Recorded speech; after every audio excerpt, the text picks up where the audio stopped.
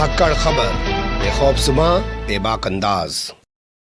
धाकड़ खबर के news room से मैं आपके साथ हूं अकरम रईस खान। पुलिस को बनाया गया है लोगों की रक्षा करने के लिए, लेकिन लगता है उससे बड़ा भक्षक अब कोई समाज में रहा नहीं है। कहते हैं लोग कि अगर पुलिस ईमानदार हो जाए तो तमाम डिपार्टमेंट, तमाम विभाग ईमानदार हो जाएंगे। सुप्रीम कोर्ट के ऑर्डर हैं, दिल्ली में बालू नहीं गुजर सकती है, लेकिन पुलिस वाले गुजार देते हैं। सुप्रीम कोर्ट के ऑर्डर हैं कि दिल्ली में यमुना किनारे निर्माण नहीं हो सकता है, लेकिन आप करा लीजिए पुलिस को पैसा देके। सुप्रीम कोर्ट के ऑर्डर हैं कि इतनी मंजिल तक दिल्ली में निर्माण होगा, लेकिन आप दिल्ली में उससे ऊपरी मंजिल के निर्माण कर लीजिए, पुलिस वालों को पैसा चाहिए। यह हाल पूरे देश की पुलिस का है, क्योंकि पुलिस ही इस वक्त पूरे देश को चला रही है। और दूसरी कोई चीज अगर देश को चला रही है तो वो है भोंपू मीडिया। मैं तो हमेशा कहता हूं कि अगर आपको नेता बनना है तो दो चीजें आपको चाहिए, एक पुलिस और दूसरे मीडिया। पुलिस वाले आपके कहने पे काम करते रहे, मीडिया वाले आपके कहने पे छापते रहे, तो ये सब हो ही रहा है। दंगाई, गुंडई, सब कुछ चल रही है पुलिस और मीडिया के जरिए। चार ऐसी तस्वीरें उत्तर प्रदेश से आ रही हैं और कई और जगह से भी आ रही हैं, जो मैं आपके सामने रखने जा रहा हूं। ना थोड़ा गौर से देखिएगा, आपको एहसास हो जाएगा कि मीडिया इस मुद्दे पर बात क्यों नहीं कर रहा है, पुलिस को उसकी जिम्मेदारी का एहसास क्यों नहीं दिला रहा है। आगे बढ़ने से पहले छोटी सी अपील है आपसे, अगर आप लोग यूट्यूब देख रहे हैं तो हमारे चैनल को सब्सक्राइब कर सकते हैं, फेसबुक या ट्विटर देख रहे हैं तो हमें फॉलो कर सकते हैं, नहीं तो हमारी वेबसाइट पर भी आकर हमारी खबरों को पढ़ सकते हैं। चलते हैं पहली तस्वीर की तरफ। मुझे लगता है पहली तस्वीर से भी पहले एक तस्वीर मैं आपके सामने रखना चाहता हूं। आजकल पुलिस ने डंडा बजाना वैसे कम कर दिया, एक नया फार्मूला निकाल लिया, उसने कलम उठा लिए। वैसे तो अब कलम की भी जरूरत नहीं पड़ती है, क्योंकि सब कुछ मामला ऑनलाइन हो गया। आप बाइक पे बैठे हैं, आप कार में बैठे हैं, खच फोटो खींचा और भेज दिया, पता चला आपका 10, 20, 30 हज़ार रुपए का चालान कर दिया। आप डंडा नहीं मार रहे, क्योंकि ना वो आपसे आरसी पूछता है, ना वो आपसे इंश्योरेंस पूछता है, ना वो आपसे पोल्यूशन पूछता है, बस चालान कर देता है। और जो उसकी इच्छा है वो उसमें भर देगा कि इसने पेपर नहीं दिखाया, और आपको उतना जुर्माना देना पड़ेगा। हम जानते हैं देश के अंदर 1 सितंबर 2019 से नया मोटर व्हीकल एक्ट लागू है। उसके बाद से हमने तस्वीरें देखी, भूल गए होंगे आप लोग, आदत होती है भूलने की, कि इतने की स्कूटी नहीं थी, इतने का चालान हो गया। तो उसी तरीके का फार्मूला अपनाया जा रहा है। पहले डंडा बजा के दही तोड़ी गई, लठ बजा के शरीर को तोड़ा गया, और अब आर्थिक मार से उनकी कमर तोड़ने की, जो परिवार की कमर है आर्थिक, वो कोशिश की जा रही है। तो पहली तस्वीर जो है वो थोड़ा सा देख लीजिए, हमारे पास आ रही है अलीगढ़ से। अब ये तस्वीर अगर मुसलमानों से जुड़ी हुई होती तो भोंपू मीडिया के दलाल, चाटुकार, दंगाई पत्रकार जरूर चिल्लाते। यहाँ बहुत सारी महिलाएं हाथों में पत्थर लिए हुए दिखाई दे रही हैं, पुलिस वालों का गिरबान पकड़े हुए दिखाई दे रही हैं, और खूब 2 घंटे तक हंगामा कर रही हैं। बाद में मौके पर एसपी पहुंचे, उन्होंने कार्रवाई का आश्वासन दिया, तब जाकर ये हंगामा खत्म हुआ। हंगामा क्यों हुआ वो समझ लीजिए। एक लड़का है जिसका नाम है लवकुश, उम्र उसकी महज 18 साल है, सब्जी बेचने का वो काम करता है। रविवार की सुबह वो सब्जी बेचने के लिए निकला। दिल्ली गेट के जलालपुर चौकी पर तैनात आरोप है कि एक दरोगा ने उस पर डंडे बरसा दिए, एक डंडा उसके सर में भी पड़ गया। उसके बाद उसकी हालत बिगड़ गई। परिवार के लोग जेएन मेडिकल कॉलेज में उसको लेके गए, जहां बुधवार को उसकी मौत हो गई। इसके बाद सैकड़ों की तादाद में लोग जलालपुर चौकी पहुंचे और उसके शव को वहां रखकर हंगामा शुरू कर दिया।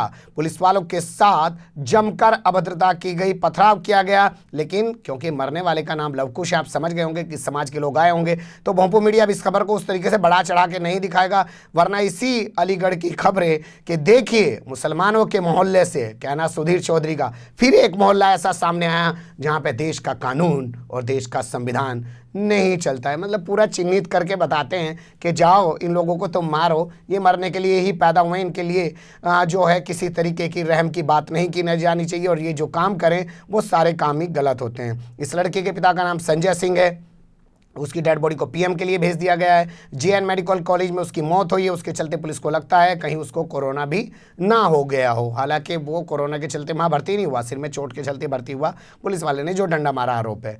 फिर भी उसके मरने के बाद भी उसको कोरोना की जांच की जा रही है। मामले की जांच सीओ को सौंप दी गई है। अब जांच करने के बाद ही इसमें आगे की कार्रवाई की जाएगी। लेकिन यहाँ बड़ा सवाल ये कि पूरी खबर ये अमर उजाला की पढ़ लीजिए, इसमें कहीं ऐसा नहीं लिखा है कि सैकड़ों लोग जो जुटे उनके खिलाफ भी कोई एफआईआर दर्ज की गई, सोशल डिस्टेंसिंग के उल्लंघन की, लॉकडाउन तोड़ने की, पुलिस वालों के साथ अभद्रता करने की। क्यों? क्योंकि क्या सिर्फ मरने वाले का नाम लवकुश है? लेकिन मैं कहता हूं इस नाम को भी छोड़ दीजिए, पुलिस की गुंडाई पे बात कीजिए। क्या पुलिस इतनी गुंडा हो जाएगी कि सिर में डंडा मारेगी? दिख नहीं रहा है वो सब्जी बेच रहा है? अगली खबर का रुख कर लेते। अब आपको लेके चलना चाहता हूं कन्नौज, जो कि उत्तर प्रदेश में ही पड़ता है। अलीगढ़ में मारा सब्जी वाले को और यहां मारा सफाई कर्मचारी को, और वो भी किसकी मौजूदगी में?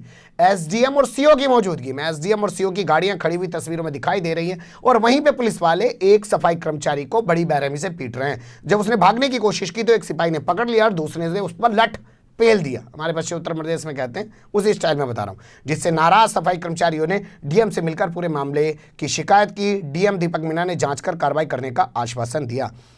बताया जा रहा है ये जो सफाई कर्मचारी है ये जा रहा था ड्यूटी पे, कल सुबह की, बुधवार की सुबह की बात बताई जा रही है, और ये निठवाल ब्लॉक पड़ता है वहाँ पे, उसमें ये तैनात है हमेशा की तरह। और नाम देखिएगा इसका, राम बुझारत। उसका नाम था लवकुश, उसको जान से मार डाला। इसका नाम है राम बुझारत, इस पर लठ बजा दिया। सफाई कर्मचारी है और ये वो लोग हैं जो कह रहे हैं कि साहब सफाई कर्मचारियों के साथ मारपीट करने वाले, डॉक्टरों के साथ मारपीट करने वाले जाहिल हैं। तो क्या ये पुलिस भी जाहिल है? क्या इसके बारे में बोल पाएगा मीडिया? तो ये जा रहा था साहब, बासी तिराहे पे इसको रोक लिया, पूछा गया कहाँ जा रहा है, इसने बताया भैया मैं तो सफाई कर्मचारी हूँ, रोजाना जाता हूँ, वहीं अपनी ड्यूटी पर जा रहा हूँ। और ये कहकर इसने बच के निकलने की कोशिश की, जो अखबार बता रहा है। उसके बाद इसको पकड़ लिया और इस पर लठ पेल दिया। किसी ने वीडियो बना लिया, वीडियो सोशल मीडिया पे वायरल हो गया है। डीएम से पूरे मामले में सफाई कर्मचारी संघ ने शिकायत की है, जांच कर कार्रवाई की बात की जा रही है। लेकिन अखबार कहता है कि जब हमने इस बारे में एसडीएम से बात की कि आपके सामने सफाई कर्मचारी को पुलिस वाले पीट रहे थे तो आप क्या कह रहे थे, तो बताया जा रहा है कि एसडीएम ने फ़ोन ही नहीं उठाया। जवाब देने की ज़रूरत ही क्या पड़ी है? मीडिया का हाल ऐसा ही बन गया। लेकिन एक चीज़ की बात करनी पड़ेगी, जो स्थानीय रिपोर्टर है ना जी, जो सेंटरों पे काम कर रहे हैं, तहसील पे काम कर रहे हैं, ज़िलों में काम कर रहे हैं, वो वाकई में आज भी पत्रकारिता करना जानते हैं। दिल्ली में बैठा मीडिया काला कोट पहनकर ज़रूर नफरत ज़्यादा फैला रहा है। हालांकि उनका असर ये हो गया है कि धीरे धीरे वो भी लोग अब ऐसे ही होते जा रहे हैं। तीसरी तस्वीर की तरफ चलते हैं। पुलिस की बर्बरता 2 दिन पुरानी, 3 दिन पुरानी खबर है, लेकिन फिर भी मैं चाहूंगा आप लोग इस पर नजर डालें। अंबेडकर नगर में एक इलाका पड़ता है, उत्तर प्रदेश से खबर है, टांडा नगर वहां पे बताया जाता है। वहां का एक इलाका है छज्जीपुरा। छज्जीपुरा से वो लड़का बाहर निकला, दिहाड़ी मजदूर था और वो कुछ सामान खरीदने के लिए घर से बाहर निकला।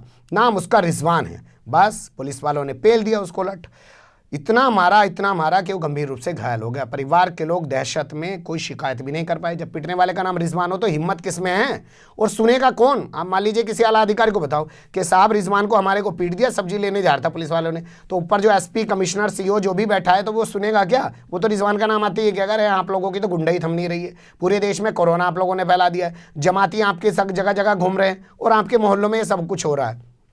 तो इसको पीट दिया।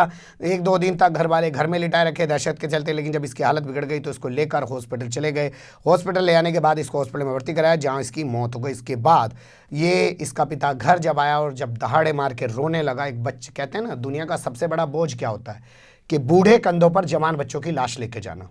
वो सीन जब बना तो गुस्से में लोग आ गए और उन्होंने जाकर सड़क पर जाम लगा दिया और विरोध प्रदर्शन करते हुए हंगामा शुरू करने लगे। शनिवार की ये खबर है, ठीक है। इसके बाद आला अधिकारी आनन फानन ने मौके पर पहुंच गए, लोगों को समझाया, कहा कि ठीक है अच्छा हम जांच करा के कार्रवाई करेंगे। अब मुसलमान हैं, इन्हें तो वैसे ही समझा लीजिए, वैसे ही मान जाएंगे। आप लोग कहते होंगे मैं खबरों में हिंदू मुसलमान करता हूं, लेकिन हिंदू मुसलमान मैं इसलिए नहीं करता हूं, मैं इसलिए करता हूं क्योंकि आप आंख खोल के देखना चीज़ों को सीखेंगे नहीं जब तक आप। अब आप देखिए आजकल एक सोशल मीडिया पे वीडियो वायरल हो रहा है शाहरुख खान का, कि शाहरुख खान ने 51 लाख रुपए पाकिस्तान को कोरोना से लड़ने के लिए दिए और आदित्यनाथ योगी का बयान दिखाया जा रहा है। वो 2016 का आदित्यनाथ योगी का बयान है सब, और उस दौरान का वो बयान है आदित्यनाथ योगी का, जब ये चल रहा था कि इंटॉलरेंस ज़्यादा हो गया है, टॉलरेंस ज़्यादा हो गया, ये सब चीज़ें चल रही थी। उस दौरान का बयान है, उसमें आदित्यनाथ योगी कह रहे हैं कि शाहरुख खान को अगर पाकिस्तान इतना ही पसंद है तो वहाँ चले जाएं, अगर भारत में रहते हैं उन्हें कोई दिक्कत हो रही है।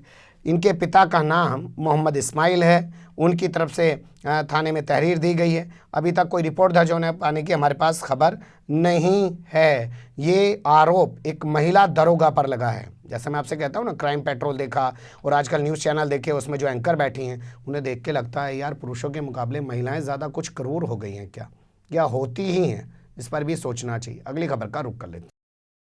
बात की महिलाओं की, तो एक महिला पुलिस वाली का, या यूं कहें फौजी महिला का एक वीडियो आपके सामने दिखाता हूं। वीडियो बड़ा दिलचस्प है, सोशल मीडिया पे वायरल हो रहा है। मुझे नहीं पता, साफ पहले बता देता हूं कि वीडियो कहां का है, लेकिन कमाल का वीडियो है। वो कह रही है जा मेरी कहीं शिकायत कर लेना, जो करना वो कर लेना। कर क्या रही है वो? एक लड़के को 2 लड़कों से पाइप है लोहे का शायद, या डंडा है कुछ, उससे पिटवा रही है बड़ी बेरहमी से। आप सुन लीजिए, देख लीजिए।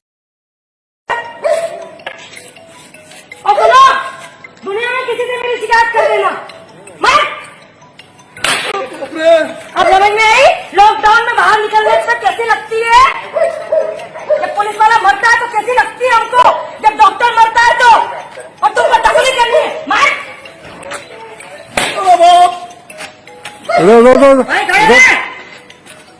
निकल के बता देना मेरे को तुमने। ये धीरे मारी, इससे क्या कमाओ। नहीं मैडम, बहुत जोर से लगी। चलो बताओ उसको दो। और तूने मेरे मारी, प्यार से आज मारूंगी तेरे से।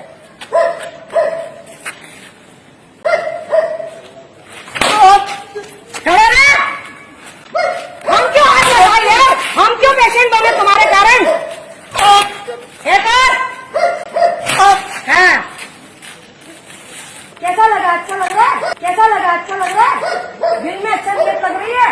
अब निकलोगे बाहर, पूरे मोहल्ले को शिकायत है तुमसे। देखा सुना आपने, आपके सामने है। वो कह रही है लॉकडाउन तोड़ोगे, मोहल्ले से निकलोगे तो ऐसा ही होगा। यहाँ एक चीज़ ये भी है कि लोगों को भी अपनी जिम्मेदारी समझनी चाहिए।